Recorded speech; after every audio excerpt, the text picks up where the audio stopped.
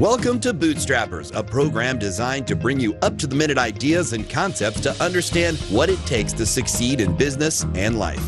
Each week, we'll bring you guests and ideas you can't find anywhere else. Bootstrappers is a production of Anequim, LLC. Now strap on those business boots and join Bootstrappers with Jeremy and Gwen Aspen.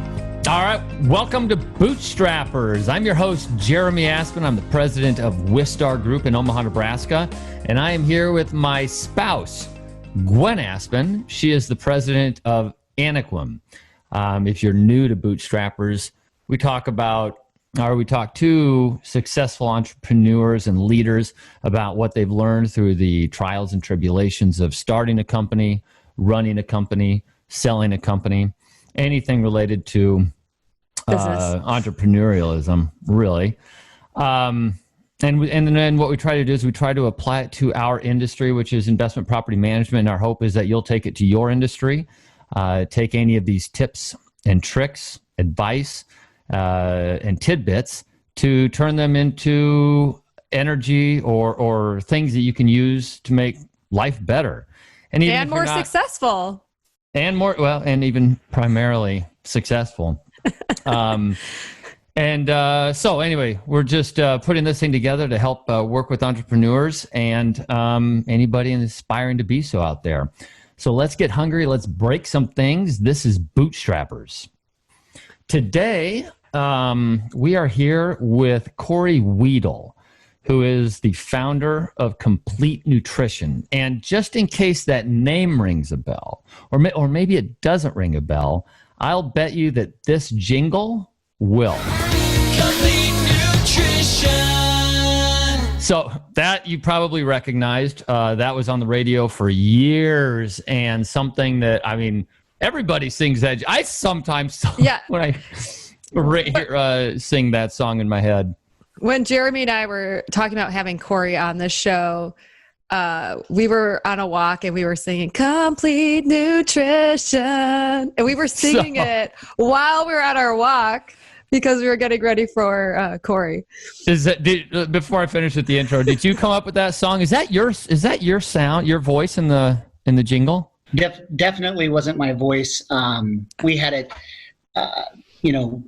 done, I think, locally here in Omaha, but they wouldn't want my voice on there. It's not a good voice. Yeah. Oh, I could have sworn it was yours. Anyway, so Cory was the founder of Complete Nutrition, which he built into a national chain of, and correct us if we're wrong, we went into the internet, but it's 170 locations. And ultimately, I believe you founded it in 2005, 2006, yep, and sold it in 2015. Yep. Now, the story with Cory is that, if you did your math in your head, that's about 10 years.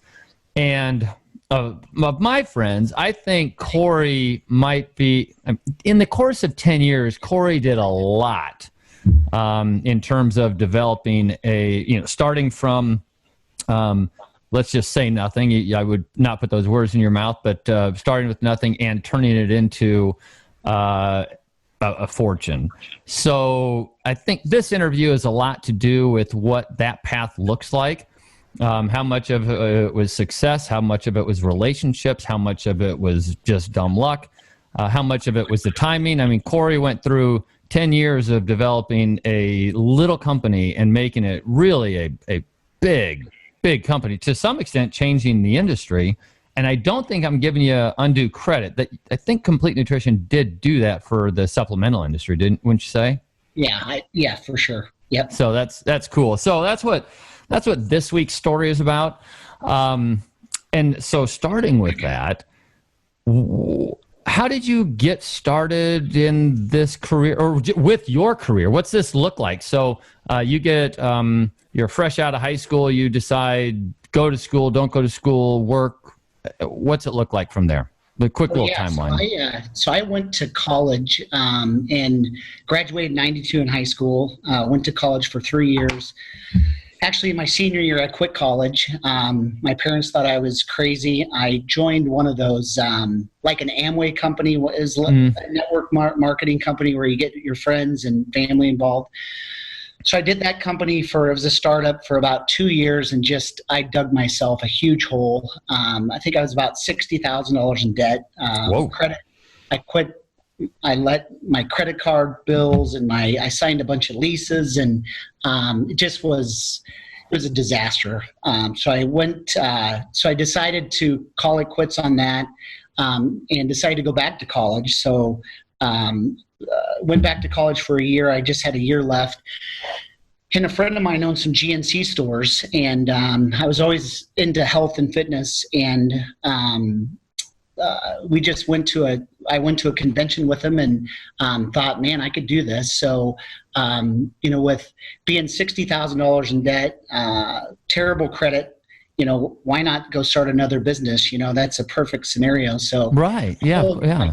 I remember telling my dad, he's like, you're a dreamer. You're always going to be a dreamer. You just need to get a job and work for somebody. And that's what you need to do. That's why you went to college. And in the back, I'm thinking, I'm just not a very good employee, because I want to, do more and more. And they move too slow for me. So I decided to, where there's a will, there's a way. So believe it or not, I went down to Beatrice, Nebraska. That's where GNC was going to open a store in Beatrice. They called it Beat Rice. I said, are you guys opening? Yeah. They said in Beat Rice. I'm like, oh, Beatrice. Okay. So I went down there. I just, looking back, it probably, didn't make any sense. Why would you try to open a store because you have no money and no credit? But I went down there, and there was a competitor in there in Beatrice, believe it or not, called Complete Nutrition. So I walked into his doorsteps, and I fake it till you make it. I said, I'm going to be opening the GNC store down the street. I had no clue how I was going to do it. I said, maybe me and you should become partners, and instead of competing, why don't we just partner up and we'll just join this. We'll do this store together. So believe it or not, back then, and I didn't know this, but GNC had a deal where if you were a competitor and you closed down your store, they would finance the whole store. And I think we had to come up with like $5,000 a piece. So wow. So I caught, luckily my dad was a farmer. I caught my dad. Luckily corn was high that year. And he was just harvesting corn. So I said, Dad, I need $5,000. I know you think I'm crazy, but just trust me. And that's really how I got started. So me and the Beatrice guy, Jason Kapke, became partners. And I lived in my aunt's basement. I couldn't get an apartment because my credit was terrible and I had no money.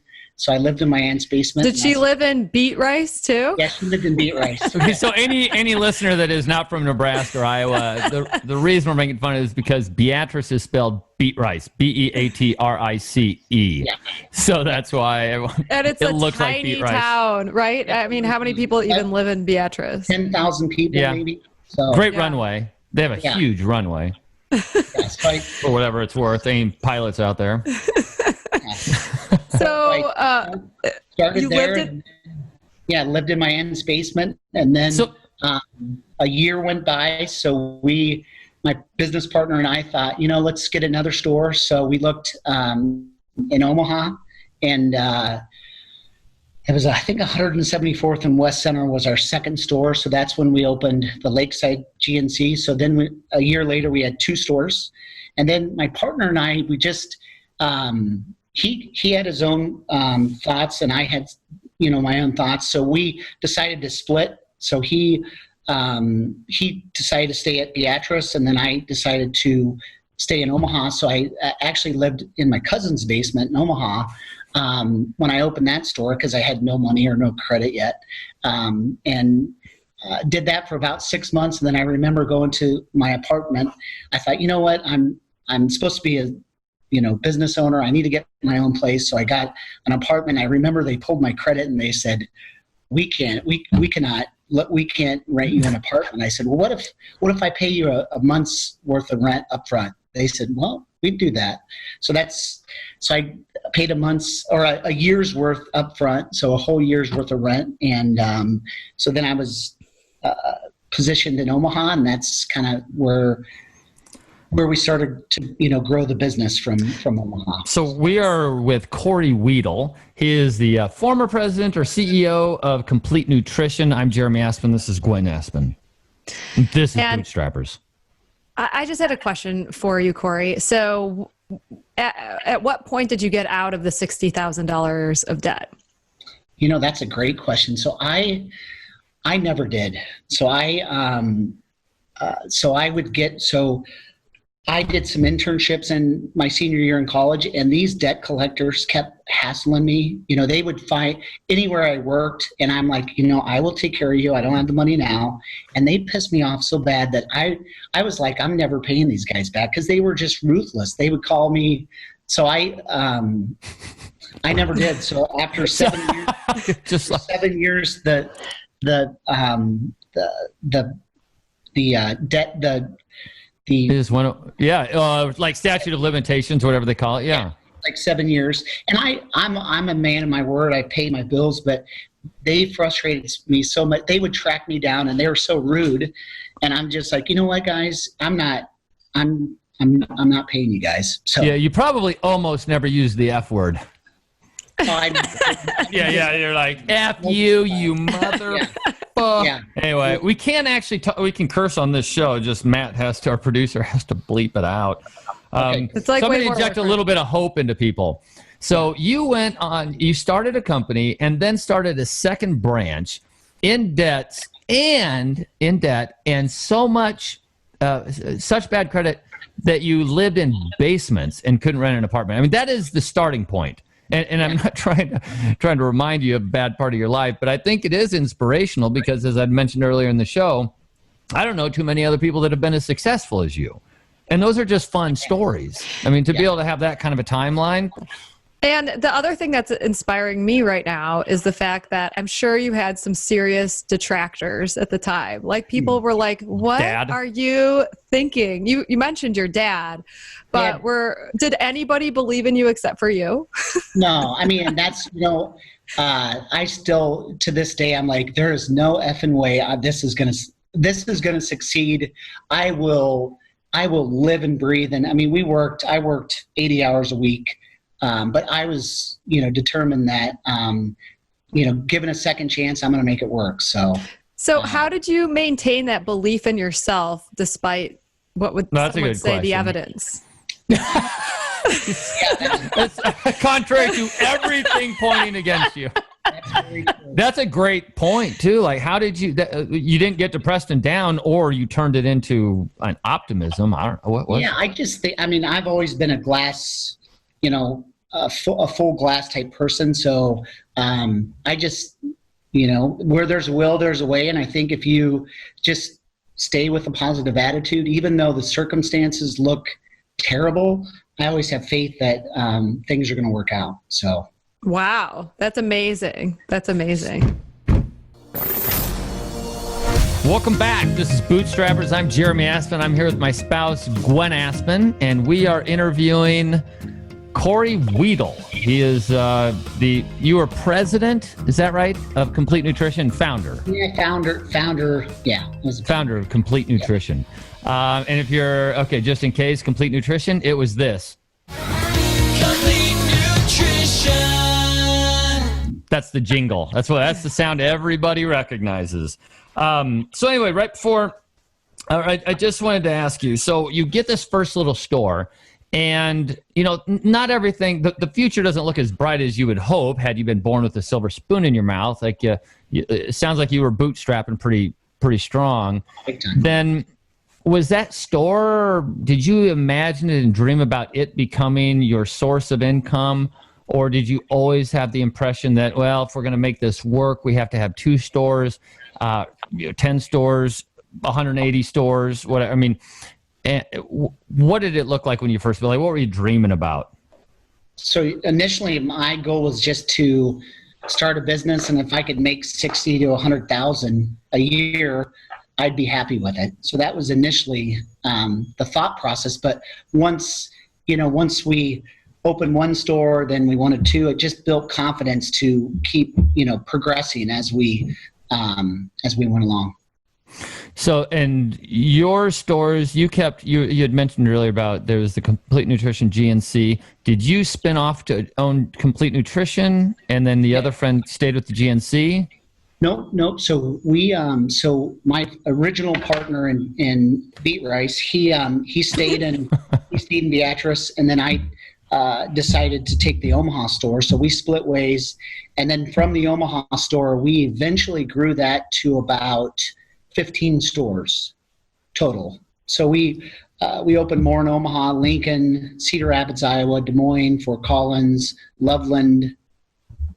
The list goes up. North Platte. So we opened. We basically took our model in Omaha, and as employees would come with us, we would eventually make some of our employees partners, and then we would go buy other stores, and then they would go out, and we became business partners, and then they would run the operations. So kind of an equity share. Yeah. Sort of. How quickly did you get those 15 stores up and running? Well, we did that probably within 4 years. So we probably waited a year in Omaha, and then once we felt comfortable, we expanded pretty aggressively. So would you say that Complete Nutrition back then, nowadays I think it's understood that in order to get the hearts and minds of a consumer in the supplemental realm, it's more marketing. Like you're marketing, you're targeting, you're trying to get some people to love your product by marketing to them. Was that the case in your early days, or was it just like the timing was right and your product was the right thing and it just started to take off? I tell you what made us the best marketers was after a few years with GNC, the company that I went bankrupt in or went broke in my college days, they were a nutrition company. So they actually go out of business, and I bought like 100,000 bottles of pills from their warehouse for like a quarter a bottle. It was like literally nothing. So I remember it was in March. It was one of those winters where we had in Omaha that there was snow on snow on snow. It was as cold as could be. And my wife opens the garage from working in the stores, and she's like, what the hell are all these? Where's my garage at? It was a 2-door garage, and I said, "Hun, we just bought all these pills. I got to figure out. I bought them from next to nothing. Sell them. We got to relabel them, and we got to figure out how to sell them." So that we kind of became good marketers because we had to figure out how to sell 100,000 bottles of pills. 100,000 bottles. Yeah. So that was with GNC though. So were you? Yeah. So you were relabeling them as your own pill business. So we created a company that actually created a corporation that we basically relabeled, and they were great. They were some of the best products in the country. They were unbelievable. So we basically relabeled them, and they were a weight loss product. So then we started. That's where the jingle you hear in the different.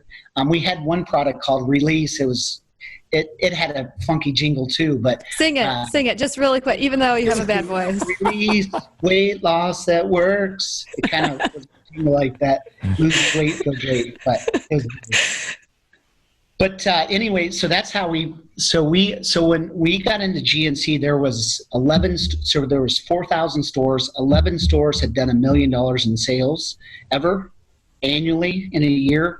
And when at the end, we had 15 stores, 13 of them did $1 million. So in sales annually. So it was a good ride. We had a great time and learned a ton doing it. So when all those pills were gone, did you manufacture the same thing yourself? Like what do you do when you get like all these followers and they're like, where's my Release? So we found manufacturers, we copied the formulas, and then we would go to GNC conventions, and we would get all the awards because we had great people in our stores, and we knew how to market, advertise. So we would get all these awards, and these GNCs are like, is there any way I could buy that stuff? So we created a wholesale company called NDS, and we started selling, and I think I was in the the third year of business of that wholesale company, I think we did 21 million in sales. Wow. That basically started out of our garage. We grew And into that's wholesale. That's wholesale dollars. Yeah. Yeah. Wow. So we grew into a much larger company than just out of our basement. But yeah, we started. That was a good ride too. So then that got us to. So we understand the wholesale side. We understand the retail side from GNC. So when we sold those stores, the GNC stores, it was a perfect transition to start Complete Nutrition. We're with Cory Wiedel. He's the founder of Complete Nutrition. I'm Jeremy Aspen. That's Gwen Aspen. This is Bootstrappers. So when was that moment that you thought, holy shit, I'm going to make this big? Like this is something I've got to redirect my energies, and I'm going to turn this into a corporation. I think it was our wholesale company, and we had created, I think, the time where I felt we were just a smaller business back then, but we had I remember GNC had a convention, and they just signed Sylvester Stallone into this product line, so that was their keynote guy. And I remember we had it during the same time that Sylvester Stallone was speaking. We had a similar. We labeled it "How to Create $1 Million Store." So here we are in this small little room. Sylvester Stallone's got the huge stage. We were at the same time, and we ended up having to swap. So no way! Oh my God, that's amazing! But the franchisees wanted to learn how to do $1 million in sales versus just some guy representing. So that's really where we got into. That's really where I thought, you know what, this thing could be a monster. And that wholesale company, we grew from literally out of our basement to, like we said, 21 million in sales in 3 years. So it was just a crazy explosion. So wow. So how did that turn into? That's when Sylvester Stallone started to think, I better start to look a little bit more like Cory, and started working out. Sorry, hon. What was that? So how did Complete Nutrition begin out of this mashup of you have two successful ventures? Yep. Then what happens? We sold the GNCs, and then we sold NDS. We sold the wholesale company, which it's still going today. It's very successful.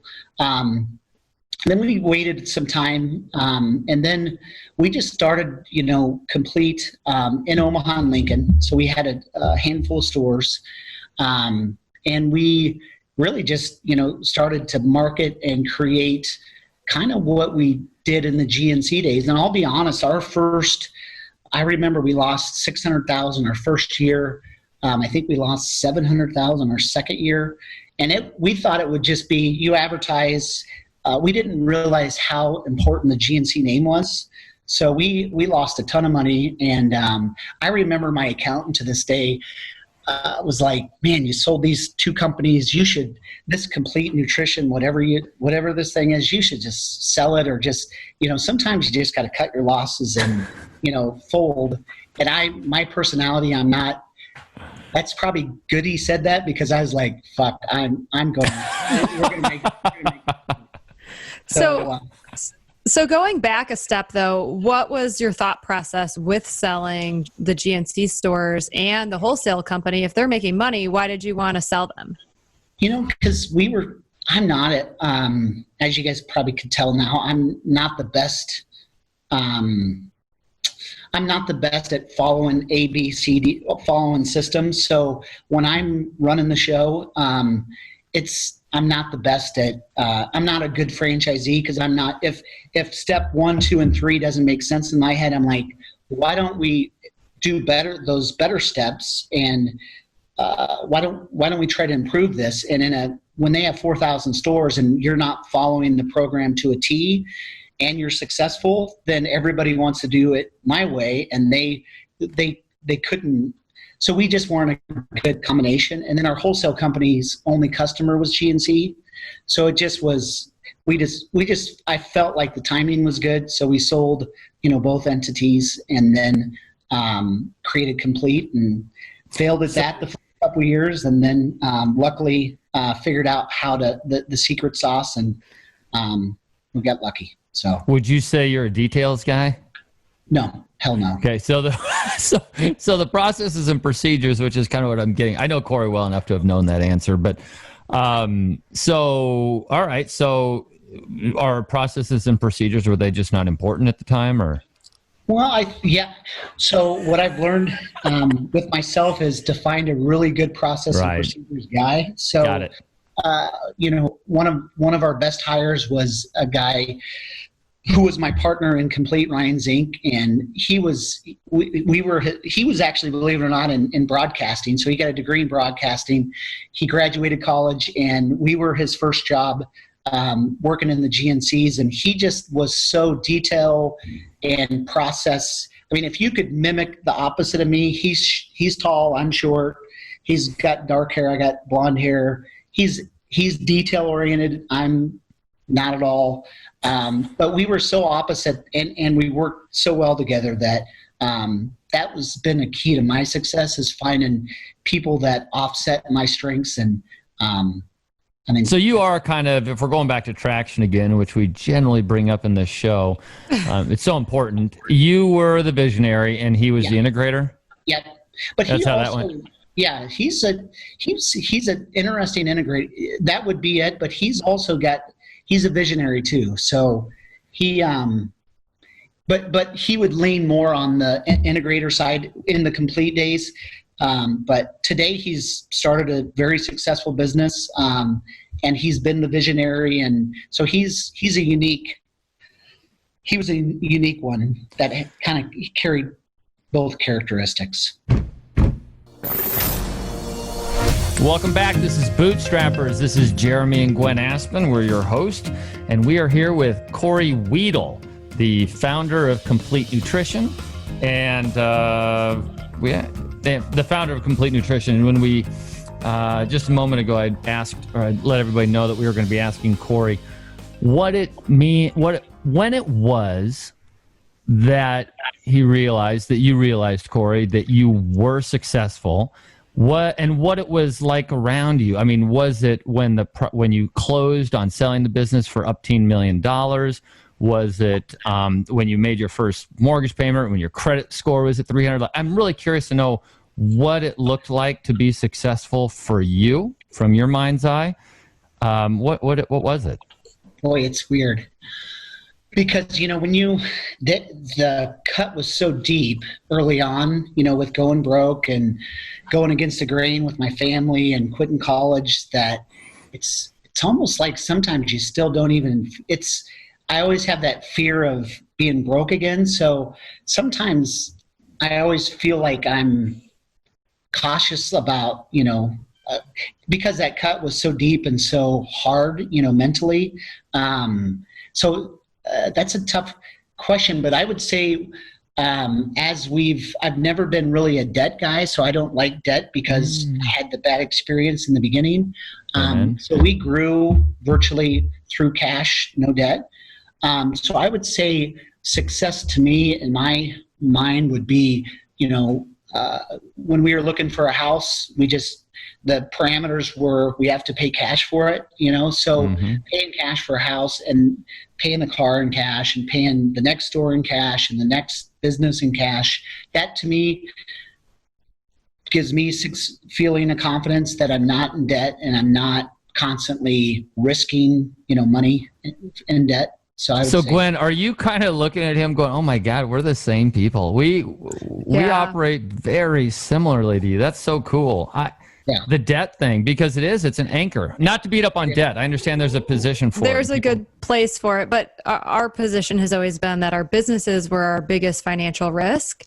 And being that we had little kids at the very beginning of Wistar Group's founding, I mean, we had a baby basically when Jeremy took home his first paycheck. Yep. It was all, we were working off of my salary as a pharma rep. And he, after 18 months or something, took home what was it? You remember? What was the amount of the check? The first check after 18 months I took home $800. $800. And we were living, I mean, I still kept my checkbook registers, the handwritten ones, in a box because we lived off so little income, spent so little money, and every single penny counted. Yeah. And so we're the same way. I just wouldn't want to risk my house. And, yeah. So it's a similar belief system. But like you, we're still super ambitious and like to build big things, but it's more about the game than the things. Would you characterize yourself as someone who's more about the game? 100%. Yeah, I try to be the short, humble, quiet guy in the corner that's not flashy. I don't like that. And you're really not. I like the game of trying to figure out the pieces of the puzzle and the challenge. And it's not, I think, when I look back, I think when people try to chase the dollar,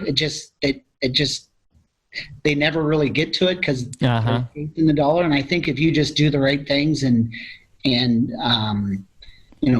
make things happen, the dollar just is like a magnet. It comes back. So how many Ferraris do you have? None.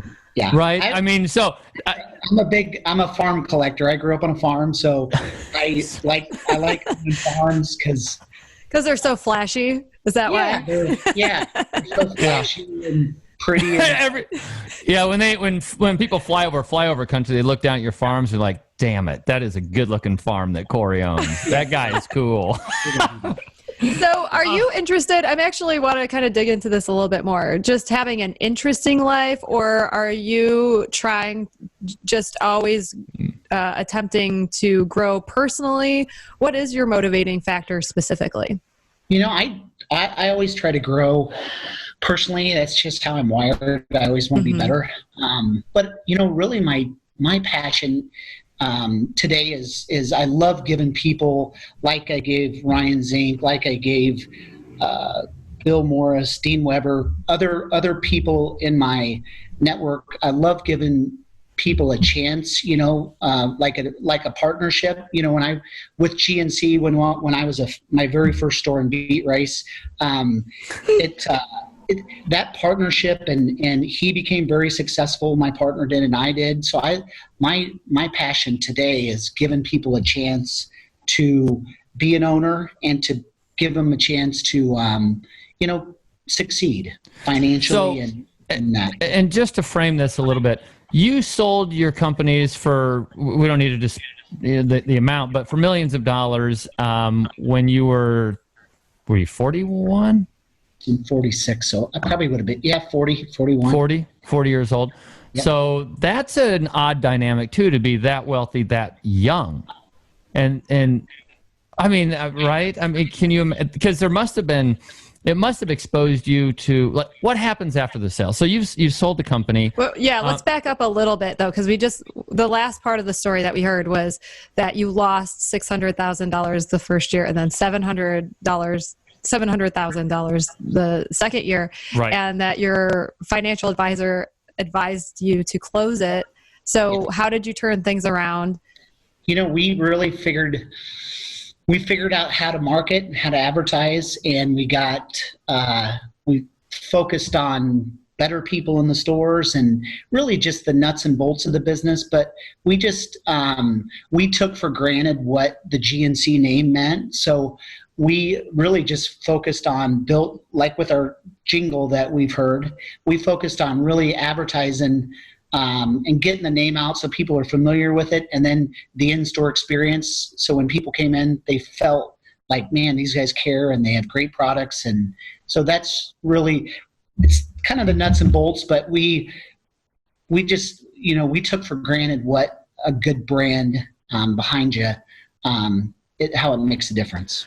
But then once you kind of solidified the brand, got the jingle, and really focused on that marketing component, then you grew those stores to 170? Yes. Yep. So, and our initial goal was to really just start, I'm not a guy that starts off and says, we're going to have this, once I start seeing success, I'm like, man, this thing could get really big. So we just had Lincoln and Omaha. Then some of our employees, either wanted to they wanted the next step. So they were like, man, what's the next step for me? If it's just Lincoln and Omaha, that's really doesn't intrigue me. So my nephew was our first franchisee in Sioux Falls, South Dakota. And my nephew, Eric Wiedel, he was with us for years. And since he was in college, and he was our first franchisee in Sioux Falls, and it just exploded. So he did really well in Sioux Falls. And then after that, people saw the success he had. So then other people were like, man, I want to get Des Moines, or I want to get, all the different markets that we had. So you grow it through that model Yep. to 170 stores. And then what was the impetus to you deciding to sell it? It's all we ever did was the nutrition space, since college. We were tired. Ryan Zink, my partner, and I were just, the passion wasn't there, and we were very profitable. So we just thought, man, it just makes sense to sell it if our hearts aren't in it. So that's really the core reason. Was that because also you felt like your lack of enthusiasm for it was holding your people back? I think so, yeah. That's a good point. If I'm not in it 100%, man, let's pass the baton to somebody that's going to be in it 100%. So, and I just bring that up because you said that your passion is growing other people, and Jeremy and I, and you as well. We talk to entrepreneurs all the time, Yep. and it does seem like if your heart is not in it 100%, and you're just living and breathing for the people that work for you, and you're passionate about them, then if you're all in it for them, in your heart you're not doing them any service if you're not on their same train or drinking your own Kool-Aid. So for you, that was kind of the moment where you're like, okay, let's do this. 100%. Yeah. This is Bootstrappers. I'm Jeremy. That's Gwen Aspen, and we're speaking with Cory Wiedel. He's the founder of Complete Nutrition. And do you think, okay, so it's about the right time. Oh, go ahead, hon. I just had one more question because I've just died to ask. So the process of selling it, did you sell it to private equity? We did. Yep. So we actually, marketed it through an investment banker. So they're like a real estate broker. So we marketed it through an investment banker, and then they went out and advertised it. And then I think we had 3 buyers or a handful of buyers, and then we picked out which one we felt were the right fit, and that's who we ended up selling it to. Okay, cool. So it was a deliberate act. Like, you went through a formal process, and you guys knew it was time. No one came to you and said, "Hey, you should consider selling this off and make some money." Curious. You sell your business. What do you do? I mean, you essentially have all the money in the world, right? You're 40 years old. You have all the money in the world, which that is an exaggeration. And I know you don't have all the money in the world, but what could you have had more? And would it have changed your life at all? So what do you do? What drives you? You're a driven person, and this has to be an interesting position to be in. So afterwards, I took some time off, and I got into different investments. My passion was trying to figure out how to get a great return on the proceeds of the sale. So I focused a lot of time on the first year. I really just took a deep breath. First couple years, and then after that, just started different investments. And currently, I just bought into a franchise and I'm putting together some of the team members that we had with GNC and some other members on the next franchise idea. Welcome back. This is Bootstrappers. I'm Jeremy. This is Gwen. We're your host. We're the Aspen family. We mentioned last names. We're here with Cory Wiedel, the founder of Complete Nutrition, out doing his own thing nowadays. And part of that is, it sounds like, starting up a new franchise, which, if we have a second, I'd sure like to know more about that. But during the course of your business career, it was compressed, or owning your own business is compressed inside about 10 years. I'll bet you had some boneheaded moves. Got any of those you want to share? Oh my goodness. Because we all do. Yeah. So in our business, one of the, as we started to create success, we felt, oh man, everything we touch is going to be golden. So we invested in some restaurant, which was completely, I knew nothing about restaurants. All I knew was the nutrition space, and we lost millions of dollars in that because we felt like everything we touched has been gold so far. So we're just going to keep touching things, and the sky's the limit. And we got out of our core. So we knew what we were doing in our core, and we're successful there. We get out of our core and we just got our ass handed to us. So when was this in your timeline, your business timeline? Well, that was probably about when we started Complete. So okay. we had made a bunch of money in the wholesale company and the GNCs, and I had some cash, and we got into this restaurant idea, and it was just, was it in Omaha? It's called Red Zone Barbecue. It was just a bad idea. My wife reminds me of that a lot. In fact, today, every time I come up with new ideas that are outside of our core, she's like, that sounds like a Red Zone Barbecue idea.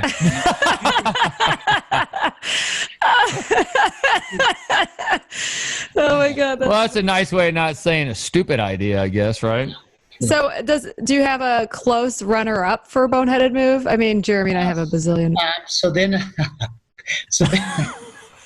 then after we sold, there was an investment group that needed one more investor. So there was 4 guys, they needed one more guy. So I was like, oh, if I'll be the guy. So we invested in another restaurant idea. And that was, so I repeated, so my optimistic short-term memory brain forgot that, this is probably it. And of course my wife's like, this is a Red Zone idea. So there we flushed a lot of money and time down the drain on another startup idea. So how, just to clarify, like how much time did you give Red Zone Barbecue before you shut it down? We probably gave it 3 years. That's a lot of time to forget something. Don't feel bad about it. 3 years, anybody can forget anything. Yeah. Well, I do always tell entrepreneurs, like, okay, if you're not making money in 2 years, no big deal. But that 3rd year, it's like, you got to sink or swim, make it happen. Yeah. So would you give that same advice to other entrepreneurs? And I would say stay in your core, and cash is king, and you don't have to go roll it into another business. Just save it up, and the next opportunity within your core, within your zone of genius, will come by, and you'll succeed in it. So it hasn't, having sold the business, it hasn't taken away your drive. You don't feel less ambitious every day. But you're a mover. You like doing things. How's it manifested itself if you're not going into work every day and coming up with new ideas and distribution centers, whatever? How during this time in your life between selling it and going into this new venture, how does that operate on a daily basis? I would say the last,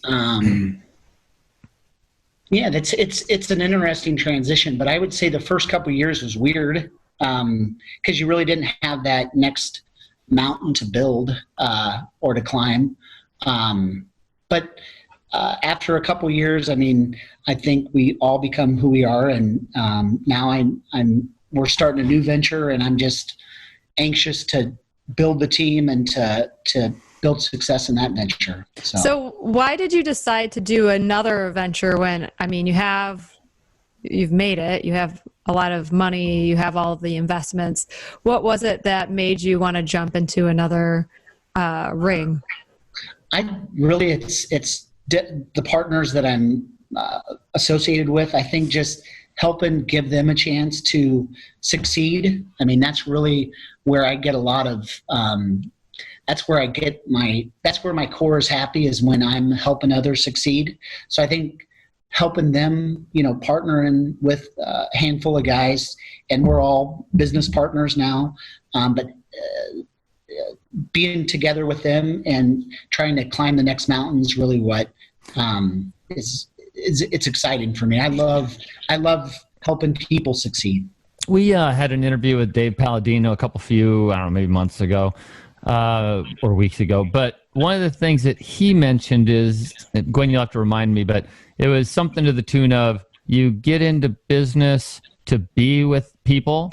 Business partnerships. Like you don't get into business partnerships to, like, if you're trying to avert some risk, then just buy a riskier or a less risky investment. Or if you're, you don't want to put down a lot of capital, then just buy a smaller investment. He said the only reason he goes into business ventures with partners is because he's decided he wants to hang out and spend time with the people he's partnering with in the business. So his is all relationship based. Would you say that's the same thing for you? 100%. Is that right? Yeah. Okay, that's cool. This business we got into, we don't have any inventory. So I've learning from our past business. I hated inventory. I hated signing long-term leases, for retail spaces. I didn't enjoy having a ton of employees. So this business, is very simple. It doesn't have any long-term. It doesn't have inventory, long-term leases, or a lot of employees. So that's it. And it's first to market in a unique category. Can you tell the name of it? Yeah, it's called Smash My Trash, of all things. So nice. That's a fun different business, but basically it's a simple model. What we do is we save people a minimum of 20% on their trash bill because we condense it and compact it. The big dumpsters, the real long dumpsters, we roll it and condense it so that their haul-offs are like 70% less. So if they have 10 haul-offs in a month, we'll cut that down to 3 in a month. So it's real simple. And when it comes to construction, hauling stuff away, it is a big part of the expense. Yeah. I just think it's such a neat niche. You told me about that before. It's such a niche thing. So cool. Good luck on that one. And we're in Michigan right now, and for residential, it's $5 a bag. For residential trash. I know you're talking about commercial, but I'm just saying, like, in places in the country that are really beautiful, where people are very environmentally focused, trash is extremely expensive. This is Jeremy Aspen, Gwen Aspen. We're the host and co-host of Bootstrappers with Cory Wiedel. Cory, real quick question. I think this question is just kind of fun more than anything, but what is it? What is something that has happened to you, or an experience that you've had during your life, that's been very impactful, that you would never take back, that you could also not wish on anybody, especially a loved one? So something that's really kind of changed who you are, but the pain, the suffering was such that no way would you want to relive it or push it on to someone else in your family. I go back to being broke. Dead broke, bad credit. You're always paranoid. Are they going to check my credit? Having, just living with bad credit, no money. So when you go to the store, I wish it upon my kids. I think it's good to be, because that's what made me hungry. But man, it was hell. It sucked. Do you still have a hangover? Like sometimes. Because, like I said, we had mentioned, we have a similar story, kind of. When I go to the checkout counter once in a while, I feel like, oh, I hope the credit card works. And I'm like, well, of course it's going to work. Or do you ever get that kind of anxiety? Oh, yeah. Yeah, because it's the wound is so deep. It's like, man, And I always think I'm conservative. So in the back of my mind, I'm like, it's hard for me to go buy fancy type things, and I'm getting better the older I get, but it's like in me to not want to spend a lot because I know what the other side looks like, and I'm like, I don't never want to go back there again. So protecting your downside. Well, what a blast. Really had a really fun conversation with Cory, and I've known you for years, and we've had discussions, but really an inspiring story and a really fun conversation. So thanks a million times over for joining us. Yeah, thank you, Cory. Thanks for having me. Yep. Again, I am Jeremy Aspen. This is Gwen Aspen. We are Bootstrappers. Next week, we're going to be in our studios again in Omaha, Nebraska. So we get to look forward to the heat, and our kids are going back to school. So we'll be back at the 1290 Coil Studios next week. We've rolled out this last week officially, the podcast and the YouTube for this show. So you can go online at anequim.net or bootstrappers.club. I think we have that up. Not yet. Okay. Bootstrappers.club, yet to come. So if you want to go check those videos out on YouTube or listen to the podcast, it's available now. Don't forget to like and subscribe. Again, this is Bootstrappers. See you next week.